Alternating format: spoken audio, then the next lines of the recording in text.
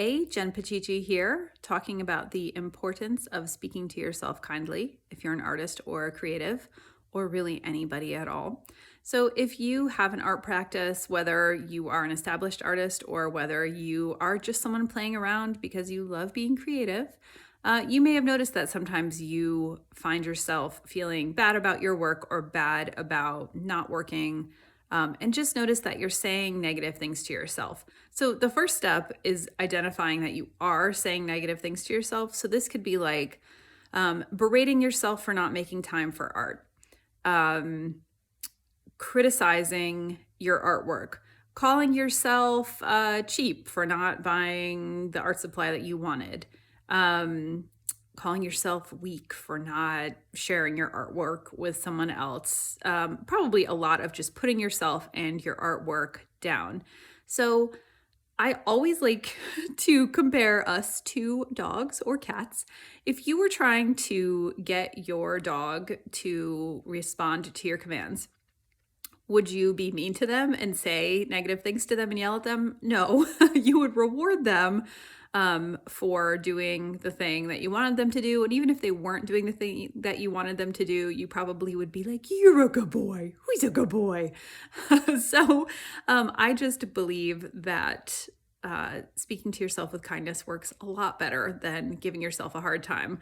I don't think there's any research that says being negative and mean to yourself will help you accomplish more and be a happier human. And in fact, accomplishing things should not even be part of this conversation because it's really just about speaking to yourself kindly.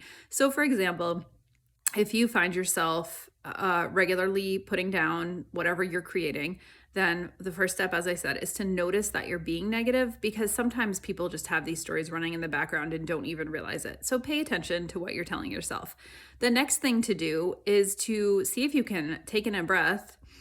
I'm sure you can take in a breath, but do it consciously and then stop the thought.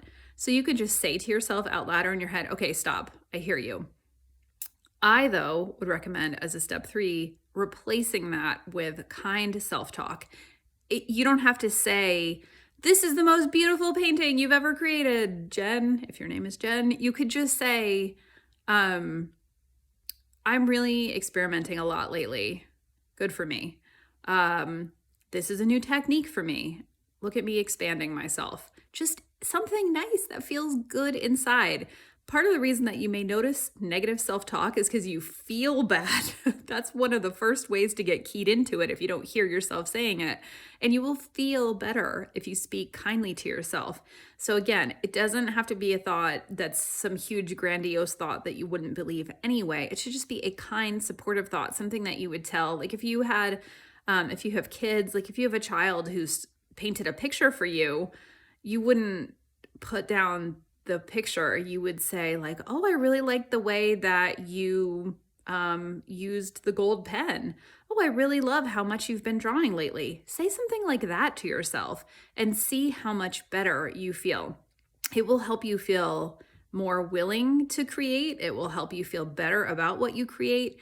And it will help you feel resilient even when things don't go the way that you want them to. So, I am asking you to notice your negative self talk and then to tell yourself to stop and then hopefully replace whatever you're saying with something just simple and kind that makes you feel good inside instead of bad.